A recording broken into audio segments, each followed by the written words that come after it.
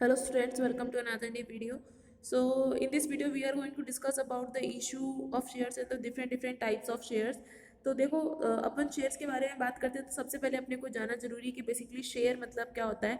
तो कंपनी की जो कैपिटल होती है, कंपनी की जो पूंजी होती है, उसके छोटे छोटे टुकड़ों में बांट दिया जाता है, उसे हम क्या कहते हैं, उसे हम शेयर्स कहते हैं। एक एग्जाम्पल के साथ अपन समझ लेते हैं। मान लीजिए किसी कंपनी की जो शेयर सॉरी कंपनी की जो कैपिटल है वो अपन मान लेते हैं 10 लाख रुपीज़ है। अब कंपनी ने क्या कर रखा है, इन 10 लाख रुपीज़ को उन्होंने 10,000 में डिवाइड कर रखा है, 10,000 शेयर्स में डिवाइड कर रखा है और एक शेयर की रेट उन्होंने रख रखी है 100 रुपीज़। तो 10,000 multiply by 100 equal to 10 lakh. तो मतलब उसने अपने 10 लाख की पूंजी को 10,000 छोटे छोटे टुकड़ों में बांटा हुआ है और एक टुकड़े की कीमत उसने रखी हुई है 100 रुपये। तो इन टुकड़ों को हम क्या कहते हैं, इन यूनिट्स को, इन जो डिवाइड किए हुए पार्ट्स होते हैं, इन्हें हम शेयर्स कहते हैं। ठीक है, तो देखिए the capital obtain by issue of share is also known as share capital. और इन शेयर्स को बेच करके जो हम कैपिटल ऑब्टेन करते हैं, इनको बेच के जो हमें पैसा मिलता है उसे हम क्या कहते हैं, शेयर कैपिटल कहते हैं। So the capital of a company is divided into small unit is called share. जो कंपनी की कैपिटल होती है, यही मैंने बताया कि कंपनी की जो पूंजी है, जो कैपिटल है, वो छोटे छोटे यूनिट्स में, स्मॉल स्मॉल यूनिट्स में डिवाइडेड होती है और उन्हें हम शेयर कहते हैं। इन शेयर्स को सेल आउट करने के बाद में जो हमें पैसा मिलता है, जो हम कैपिटल ऑब्टेन करते हैं, इनको बेचने के बाद, इशू करने के बाद, उसे हम शेयर कैपिटल कहते हैं। अब देखो, each share has its nominal value. Her share की अपनी नॉमिनल वैल्यू है। जैसे कि मैंने आपको बताया था कि 10,000 शेयर है और एक शेयर की वैल्यू इन्होंने रखी हुई है 100, तो इनकी नॉमिनल वैल्यू क्यों मानी जाएगी, 100 मानी जाएगी। ठीक है, the person holding the share is known as share holder. और जिस भी व्यक्ति ने शेयर खरीदा होगा, जिस भी पर्सन ने वो शेयर खरीदा है या वो जिस भी शेयर को होल्ड करता है, उसे हम क्या कहते हैं, शेयर होल्डर कहते हैं। यहाँ तीन बातें आती है, शेयर और शेयर कैपिटल, दूसरी बात, तीसरी बात आती है अपनी शेयर होल्डर। तीन चीजें आती है। तो शेयर तो क्या हो गया, जो कंपनी की छोटे छोटे यूनिट्स डिवाइडेड होती है, जो कंपनी की कैपिटल जो होती है, जिस छोटे छोटे यूनिट्स में डिवाइड होती है, उन्हें तो हम क्या कहते हैं, उन्हें हम शेयर कहते हैं। इन शेयर को बेचने से जो पैसा मिलता है उन्हें शेयर कैपिटल कहते हैं। शेयर को जिसने खरीदा होगा उसे हम क्या कहेंगे, शेयर होल्डर कहेंगे, जिसने शेयर्स को होल्ड कर रखा होगा। तो यहाँ पे दो टाइप के शेयर्स होते हैं, एक तो होता है इक्विटी शेयर्स और एक होता है प्रेफरेंस शेयर। सबसे पहले बात करते हैं इक्विटी शेयर के बारे में। तो देखो, equity share is the most important source of raising long term capital by a company. अगर कोई कंपनी लॉन्ग टर्म के लिए फंड लेना चाहती है, लॉन्ग टर्म मतलब 5 ईयर से ज़्यादा के लिए अगर उसको पैसा चाहिए, तो फिर वो इक्विटी शेयर्स को इशू करती है। Equity shares represent the ownership of a company. Equity share किसको रिप्रेजेंट करते हैं, कंपनी की ओनरशिप को। हम जो इक्विटी शेयर जो होते हैं, हम इक्विटी शेयर्स को ओनर फंड मानते हैं, कंपनी का खुद का पैसा, स्वामीगत पैसा मानते हैं। क्यों मानते हैं, क्योंकि जो इक्विटी शेयर होल्डर होते हैं वो कंपनी के मेंबर्स माने जाते हैं, कंपनी के सदस्य माने जाते हैं। ठीक है, तो इक्विटी शेयर जब कोई सदस्य खरीद लेता है तो उसे हम क्या कहेंगे, ownership of a company. And thus the capital raised by issue of such share is known as ownership capital. और इससे जो कैपिटल रेज होगी उसे हम क्या कहेंगे, ओनरशिप कैपिटल या फिर ओनर्स फंड। ये दोनों ही चीज हमें equity share capital, equity shares को बेचने के बाद में जो कैपिटल रेज होती है, जो पैसा हमें मिलता है, उसे हम क्या कहते हैं, या तो इक्विटी शेयर कैपिटल या फिर ओनरशिप कैपिटल या फिर ओनर्स फंड। ठीक है, equity share holder do not get a fix dividend but are paid on the basis of earning by the company. इन्हें जो होता है, फिक्स डिविडेंड का पेमेंट नहीं किया जाता। कंपनी को अगर जिस टाइम ज़्यादा अगर डिविडेंड है तो ज़्यादा मिलेगा, कम डिविडेंड है तो इन्हें कम डिविडेंड दिया जाएगा, और अगर लॉस है तो फिर इन्हें कोई भी डिविडेंड नहीं दिया जाएगा। तो यही बात है कि did not get a fix dividend, कोई फिक्स डिविडेंड इन्हें नहीं मिलता है। ज़्यादा भी हो सकता है, कम भी हो सकता है। किस पे बेस्ड करता है, ये कंपनी की अर्निंग्स पे बेस्ड करता है। ज़्यादा अर्निंग होगी ज़्यादा डिविडेंड मिलेगा, कम अर्निंग है तो कम डिविडेंड मिलेगा। अब बात आती है इनकी मेरिट्स के बारे में। तो equity shares are suitable for investor who are willing to assume risk for high returns. अगर आप रिस्क ले रहे हो किसके लिए, हाई रिटर्न्स के लिए, तो आपके लिए इक्विटी शेयर ज़्यादा सूटेबल है। हाई रिस्क का मतलब, अगर आप चाहते हैं कि मान लीजिए कि इस साल मुझे पैसा मिले ना मिले मुझे कोई फर्क नहीं पड़ता, लेकिन जिस भी साल कंपनी की आय ज़्यादा है उस साल मुझे डिविडेंड भी ज़्यादा चाहिए, तो फिर आप इक्विटी शेयर्स खरीद सकते हो। ठीक है, प्रेफरेंस शेयर्स में क्या होता है, फिक्स्ड रेट ऑफ डिविडेंड होती है, उन्हें फिक्स्ड अमाउंट ही मिलता है, जबकि इक्विटी शेयर्स को ज़्यादा भी मिल सकता है और कम भी मिल सकता है। ज़्यादा मतलब प्रेफरेंस शेयर से बहुत ज़्यादा भी, और प्रेफरेंस शेयर से कम भी मिल सकता है, ठीक है। तो अब ऐसा कोई भी इन्वेस्टर जो ये सोचता है कि मैं रिस्क ले सकता हूँ हाई रिटर्न्स के लिए, तो फिर वो इक्विटी शेयर खरीदे। सेकेंड बात आती है payment of dividend to the equity share holder is not compulsory. जो इक्विटी शेयर होल्डर है इनको पेमेंट करना ज़रूरी नहीं होता। क्यों नहीं होता? क्योंकि ये जो है कंपनी के मेंबर्स होते हैं, जिस टाइम कंपनी को प्रॉफिट होगा उस टाइम इन्हें पेमेंट कर दिया जाएगा, लॉस की कंडीशन में इन्हें पेमेंट नहीं किया जाता, इसलिए कंपनी के ऊपर कोई बर्डन नहीं होता है, ठीक है। तीसरी बात आती है equity capitals provide credit worthiness to the company and confidence to prospective loan providers. जो इक्विटी शेयर होल्डर्स होते हैं वो क्या होते हैं, कंपनी के मेंबर्स होते हैं, और इसलिए इनको जो इक्विटी शेयर होल्डर्स के थ्रू क्या होती है, कंपनी की गुडविल बन जाती है, मार्केट में एक अच्छी खासी इमेज बन जाती है, और इससे कंपनी को लोन लेने में भी ज़्यादा दिक्कतें नहीं आती है। तो ये 3 लिमिटेशन समझ में है कि किस चीज़ के लिए इन्वेस्टर्स के लिए सूटेबल है। ऐसे इन्वेस्टर्स के लिए जो कि हाई रिटर्न्स के बदले में रिस्क ले सकते हैं। दूसरी बात ये कि इनको डिविडेंड का पेमेंट करना ज़रूरी नहीं होता है, इसलिए कंपनी के ऊपर कोई बर्डन नहीं होता है। कंपनी चाहे तो पेमेंट कर सकती है, अगर ना चाहे तो पेमेंट नहीं करेगी, ठीक है। तीसरी बात ये कंपनी की गुडविल बनाने में भी ये अच्छे होते हैं, इसलिए कंपनी को इजीली लोन भी मिल जाता है। ये तो 3 मेरिट्स है इसकी। अब अपन बात करते हैं डीमेरिट्स के बारे में। तो पहली लिमिटेशन इसकी आती है कि investor who want steady income may not prefer equity share as equity shares get fluctuating returns. ऐसे इन्वेस्टर जिन्हें निश्चित आय चाहिए, जिन्हें स्टीडी इनकम चाहिए, फिक्स्ड इनकम चाहिए ही चाहिए कि किसी भी कंडीशन में मुझे पैसा मिलना ही चाहिए, तो वो फिर इक्विटी शेयर्स को नहीं खरीदते। क्यों नहीं खरीदते? क्योंकि लॉस की कंडीशन में इनको डिविडेंड का पेमेंट नहीं होता, सिर्फ प्रॉफिट की कंडीशन में ही इनको पेमेंट होता है। इसलिए इक्विटी शेयर होल्डर जो होते हैं इनकी जो रिटर्न्स होती है वो फिक्स नहीं होती है। ऐसे इन्वेस्टर जो फिक्स इन्वेस्टमेंट चाहते हैं, फिक्स रिटर्न चाहते हैं, वो फिर प्रेफरेंस शेयर्स को ही परचेज करते हैं, ठीक है। सेकेंड बात आती है issue of additional equity share dilutes the voting right and earning of the existing equity share. बहुत ज़्यादा अगर आप इक्विटी शेयर बेच देते हो तो इससे क्या होगा, जो इक्विटी शेयर्स होल्डर है उनके वोटिंग राइट और अर्निंग्स जो है वो कम हो जाती है। कैसे कम हो जाती है? देखिए, अगर पहले 10 इक्विटी शेयर होल्डर थे कंपनी के, अब मैंने और इक्विटी शेयर बेच दिए और मैंने 20 और बेच दिए, तो टोटल मेरे पास कितने हो गए इक्विटी शेयर्स होल्डर? 30 हो जाते हैं, ठीक है।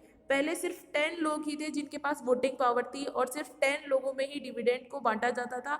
अब हो चुके हैं 30, अब 30 लोगों के पास डिविडेंड पावर है और अब 30 लोगों में डिविडेंड बांटा जाता है। तो 10 में मतलब इनके पास ज़्यादा पावर थी, अब 30 हो गए हैं तो इनके पास पावर भी कम हो गई है। अब कंपनी को लाभ होता था तो सिर्फ 10 लोग लेते थे, अब कंपनी को लाभ होता है, प्रॉफिट होता है, तो इनको 30 के अंदर डिवाइड किया जाता है, तो इनकी इनकम भी क्या हो गई? कम हो गई। तो यही बात इसने की है कि issue of additional equity share dilute the voting power and earnings of the existing equity share holder. आप बहुत ज़्यादा अगर इक्विटी शेयर अगर आप इशू करते हैं तो इससे आपकी पावर और अर्निंग्स पे भी बहुत ज़्यादा फर्क पड़ता है। थर्ड है, बहुत ज़्यादा इसमें फॉर्मेलिटी की ज़रूरत होती है इक्विटी शेयर्स को इशू करने में, क्योंकि ये जो होते हैं कंपनी का ओनर फंड माना जाता है, इसलिए इक्विटी शेयर्स को इशू करने में, मेंबर बनाने में इक्विटी शेयर होल्डर को बहुत ज़्यादा फॉर्मेलिटीज़ की ज़रूरत होती है, इसलिए इसकी प्रोसेस जो होती है डिले कर सकती है, ठीक है। तो देखो, more formalities and procedural delays are involved while raising funds through issue of equity share. अगर आप इक्विटी शेयर के थ्रू पैसा लेके आना चाहते हैं कंपनी में तो बहुत टाइम लगता है, उसके अंदर बहुत लंबी प्रोसेस होती है क्योंकि उसमें बहुत सारी फॉर्मेलिटीज़ होती है। तो 3 लिमिटेशन समझ में आ गई। पहली लिमिटेशन ये कि ऐसे लोग जिन्हें निश्चित आय चाहिए, जिन्हें फिक्स्ड स्टीडी इनकम चाहिए ही चाहिए, लॉस या प्रॉफिट की कोई कंडीशन वो लोग नहीं देख रहे हैं, तो फिर वो इक्विटी शेयर परचेज नहीं करते। दूसरी बात ये कि अगर आप बहुत ज़्यादा इक्विटी शेयर्स अगर आप इशू कर देते हो तो आपके एग्जिस्टिंग इक्विटी शेयर होल्डर के वोटिंग पावर और अर्निंग्स में भी कमी आ जाती है। तीसरी ये कि अगर आप इक्विटी शेयर्स के थ्रू अगर आप कंपनी में पैसा लेके आना चाहते हो तो फिर क्या होगा, आपको बहुत लंबा प्रोसेस फॉलो करना पड़ेगा, बहुत लंबी प्रोसीजर्स को आपको फॉलो करना पड़ेगा क्योंकि इसमें बहुत फॉर्मेलिटीज़ होती है। अब अपन बात करते हैं प्रेफरेंस शेयर के बारे में। तो capital raised by issue of preference share is called preference share capital है। जब हम प्रेफरेंस शेयर्स के थ्रू पैसा लेके आते हैं, प्रेफरेंस शेयर के थ्रू कैपिटल जब होती है तो उसे हम प्रेफरेंस शेयर कैपिटल मानते हैं। जो प्रेफरेंस शेयर जो होते हैं इनके पास दो तरीके के राइट्स होते हैं इक्विटी शेयर होल्डर के कंपैरिजन में। ये राइट इक्विटी शेयर होल्डर के पास नहीं होते, सिर्फ प्रेफरेंस शेयर होल्डर के पास होते हैं। पहला राइट है इनको receiving a fix rate of dividend out of the net profit of the company before any dividend is declared for equity share holder. किसी भी इक्विटी शेयर होल्डर को डिविडेंड देने से पहले, लाभ में हिस्सा देने से पहले प्रेफरेंस शेयर होल्डर को लाभ में हिस्सा दिया जाएगा। कहने का मतलब ये है कि अगर कंपनी को किसी साल लाभ हुआ है तो सबसे पहले लाभ किसे दिया जाएगा, प्रेफरेंस शेयर होल्डर को दिया जाएगा। उसके बाद में वो लोग लाभ बांटेंगे किसमें, इक्विटी शेयर होल्डर में। एक राइट तो ये हो गया इनका। दूसरा राइट है इनका receiving their capital after the claims of the company's creditor have been settled at the time of liquidation. In other words, as compared to the equity shareholder, the preference shareholder have a preferential claim over dividend and repayment of capital. जब company wind up होने वाली होती है, company की समाप्ति होने वाली होती है, तो जितने भी कंपनी के लेने वाले हैं, लेनदार हैं, उन सब के लेनदार के डेब्ट को चुकाने के बाद में प्रेफरेंस शेयर होल्डर को पैसा दिया जाता है। इक्विटी शेयर होल्डर को तब भी पैसा नहीं दिया जाता। दो कंडीशन आपको समझ में आ गई। पहला तो है डिविडेंड का पेमेंट सबसे पहले इन्हें किया जाएगा, किसी को भी करने से पहले। दूसरी बात है कि कंपनी के वाइंड अप के टाइम पे सारे क्रेडिटर्स को पैसा चुकाने के बाद में, सारे लेनदारों को पैसा चुकाने के बाद में पैसा प्रेफरेंस शेयर होल्डर को बांट दिया जाता है। मेरिट्स की अपन बात करें प्रेफरेंस शेयर्स की, तो पहला मेरिट आता है preference share provides reasonable steady income in the form of return and safety of investment. इसमें जो होता है प्रेफरेंस शेयर्स के अंदर फिक्स्ड इनकम होती, स्टेडी इनकम होती है। कंपनी को चाहे प्रॉफिट हो या लॉस, लेकिन कंपनी को प्रेफरेंस शेयर होल्डर को डिविडेंड देना ही पड़ेगा, चाहे प्रॉफिट ज़्यादा हो चाहे प्रॉफिट कम हो। ये जो प्रेफरेंस शेयर होल्डर होते हैं डिविडेंड मांगते ही मांगते हैं, ठीक है। सेकंड पॉइंट आता है preference shares are useful for those investor who want fix rate of return with comparatively low risk. जिनको कम रिस्क के अंदर ज़्यादा फिक्स्ड रिटर्न चाहिए, वो फिर प्रेफरेंस शेयर को खरीदते हैं। तीसरी बात आती है payment of fix rate of dividend to preference shares में enable to company to declare higher rates of dividend for the equity share holder in good times. कि इनको पैसा देने के बाद में जो बचा हुआ रिटर्न्स होता है वो किसको बांट दिया जाता है, इक्विटी शेयर होल्डर को बांट दिया जाता है, ठीक है। अब देखिए अपन तीनों को समझते हैं कि सबसे पहला इसने कहा है कि रीजनेबल अगर आपको इनकम चाहिए, स्टेडी इनकम अगर आपको चाहिए फिक्स, चाहे प्रॉफिट कम हो चाहे प्रॉफिट ज़्यादा हो, तो फिर आप प्रेफरेंस शेयर होल्डर खरीदते हैं। दूसरी बात आती है कि अगर कंपनी अपन ने इक्विटी शेयर जब अपन ने पढ़ा था तो अपन ने उसमें पढ़ा था कि ये उन लोगों के लिए ज़्यादा सूटेबल होते हैं इक्विटी शेयर जो लोग हाई रिस्क के अंदर हायर रिटर्न चाहते हैं। उनको चाहिए कि भाई कितना भी चाहे जोखिम ले सकते हैं, वो कितनी भी रिस्क ले सकते हैं, लेकिन उनको पैसा, उनको रिटर्न हमेशा ज़्यादा चाहिए, तो वो इक्विटी शेयर खरीदेंगे। लेकिन जिन लोगों को फिक्स इनकम चाहिए, लो रिस्क के ऊपर, उनको कम जोखिम के अंदर ज़्यादा रिटर्न्स चाहिए, वो फिर प्रेफरेंस शेयर खरीदेंगे। तीसरी बात आती है कि जो पैसा है वो सबसे पहले प्रेफरेंस शेयर होल्डर को बांटने के बाद में जो बचा हुआ पैसा है इक्विटी शेयर होल्डर में बांट दिया जाता है। ये 3 मेरिट्स हो गए इसके, ठीक है। अब अपन इसमें बात करते हैं डीमेरिट्स के बारे में, लिमिटेशंस के बारे में। तो पहली लिमिटेशन है कि preference shares are not suitable for those investor who are willing to take risk and are interested in high returns. उन लोगों के लिए बिल्कुल भी सूटेबल नहीं है जो कि रिस्क लेना चाहते हैं हायर रिटर्न के बदले में। अगर आपको हायर रिटर्न चाहिए तो आप इक्विटी शेयर में जाओ, अगर आपको फिक्स रिटर्न चाहिए कम रिस्क में तो फिर आप प्रेफरेंस शेयर पे आते हैं, ठीक है। दूसरी इसकी लिमिटेशन है कि preference share capital dilutes the claim of equity share holder over assets of the company. Company की असेट्स पे प्रेफरेंस शेयर कैपिटल या प्रेफरेंस शेयर होल्डर्स का कोई अधिकार नहीं होता है। तीसरी है rate of dividend on preference share is generally higher than the rate of the interest of debenture. कि अगर आपकी कंपनी डिबेंचर इशू करती है तो उसको कम इंटरेस्ट देना पड़ेगा, लेकिन अगर आप प्रेफरेंस शेयर इशू करते हो तो आपको प्रेफरेंस शेयर होल्डर को ज़्यादा डिविडेंड का पेमेंट करना होता है डिबेंचर के कंपैरिजन में, ठीक है। ये लिमिटेशंस हो गई 3 लिमिटेशन। अगर आप हाई रिस्क पे हाई रिटर्न चाहते हो तो इक्विटी शेयर खरीदो, प्रेफरेंस शेयर नहीं खरीदे जा सकते। दूसरी बात यह है कि असेट्स पे आपका कोई अधिकार नहीं है कंपनी की। तीसरी बात यह है कि अगर कंपनी डिबेंचर इशू करती है तो कंपनी की कॉस्ट कम आती है, जबकि अगर आप प्रेफरेंस शेयर इशू करते हो तो कॉस्ट ज़्यादा आती है क्योंकि इन्हें हायर रेट ऑफ इंटरेस्ट का पेमेंट करना होता है। अपन बात करते हैं टाइप्स ऑफ प्रेफरेंस शेयर की, तो पहला आता है क्यूमुलेटिव एंड नॉन क्यूमुलेटिव। तो क्यूमुलेटिव प्रेफरेंस शेयर तो वो प्रेफरेंस शेयर होते हैं जिनको अगर इस साल लाभ नहीं मिला तो अगली साल लाभ में उनको हिस्सा जोड़ के दे दिया जाता है, वो क्यूमुलेटिव होता है। मान लीजिए 3 साल के लाभ है अपने पास में, इस साल कंपनी को लाभ हुआ था 10 रुपीज़ का, अगली साल कंपनी को कोई लाभ नहीं हुआ, मान लो 10 रुपये की हानि हो गई, और फिर इस साल कंपनी को लाभ हुआ है 20 रुपीज़ का।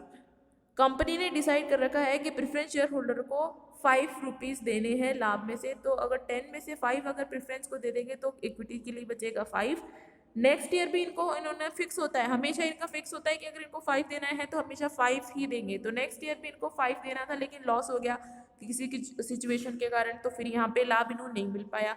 अब यहाँ पे इनको फिर इस साल 5 देना था, लेकिन पिछली साल का जो हिस्सा है वो भी फिर इसमें इनको जोड़ के दिया जाता है। तो मतलब इस साल इनको कितना दिया जाएगा, 10 रुपीज़ दिए जाएंगे, ठीक है। वो क्यूमुलेटिव वाले में आता है कि अगर पिछली साल अगर आपको लाभ नहीं मिला तो पिछली साल का लाभ इस साल आपको जोड़ करके दिया जाएगा। नॉन क्यूमुलेटिव में ऐसा नहीं होता, पिछले साल के लाभ को इस साल के लाभ के साथ नहीं जोड़ा जाता। सेकंड जो आते हैं अपने वो होते हैं पार्टिसिपेटिंग एंड नॉन पार्टिसिपेटिंग।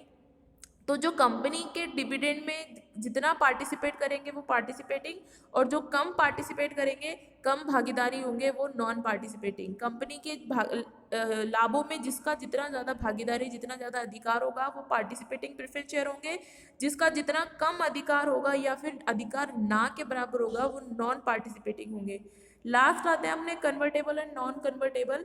तो कन्वर्टेबल तो वो होते हैं जिनको आप इक्विटी शेयर्स में कन्वर्ट कर सकते हो, परिवर्तन कर सकते हो उनका, मतलब पहले आपने पूर्वाधिकार खरीदे थे, प्रेफरेंस शेयर खरीदे थे आपने, लेकिन इन प्रेफरेंस शेयर की बजाय अब आप इनको इक्विटी में कन्वर्ट करना चाहते हो, तो वो कन्वर्टेबल होते हैं जिनको आप इजीली कन्वर्ट कर सकते हो, बदल सकते हो इक्विटी शेयर्स के अंदर। और जो नहीं बदले जा सकते, जो कन्वर्ट नहीं हो सकते, वो नॉन कन्वर्टेबल हो गए। आपको ये तीनों समझ में आ गए, क्यूमुलेटिव, नॉन क्यूमुलेटिव। क्यूमुलेटिव तो वो जो अगर आपको पिछले साल अगर लाभ नहीं मिला है तो पिछले साल के लाभ का हिस्सा आपको इस साल के लाभ में जोड़ करके दे दिया जाएगा। नॉन क्यूमुलेटिव में ऐसा नहीं होता, सिर्फ आपको इसी साल का लाभ मिलता है। नेक्स्ट बात आती है अपने पार्टिसिपेटिंग एंड नॉन पार्टिसिपेटिंग। तो पार्टिसिपेटिंग तो वो जिनका ज़्यादा अधिकार होता है लाभों में, वो पार्टिसिपेटिंग, और जिनका कम अधिकार या फिर ना के अधिकार लाभ में जिनका कम अधिकार या फिर ना के बराबर का अधिकार होता है वो non participating. Convertible preference share, ऐसे प्रेफरेंस शेयर जो इक्विटी शेयर्स में कन्वर्ट हो सकते हैं वो कन्वर्टेबल, और जो कन्वर्ट नहीं हो सकते, इक्विटी शेयर में परिवर्तित नहीं किए जा सकते, वो नॉन कन्वर्टेबल होते हैं, ठीक है।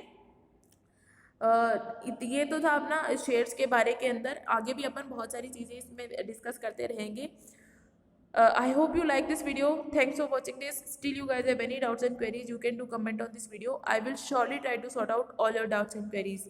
Till guys, be prepared, be safe.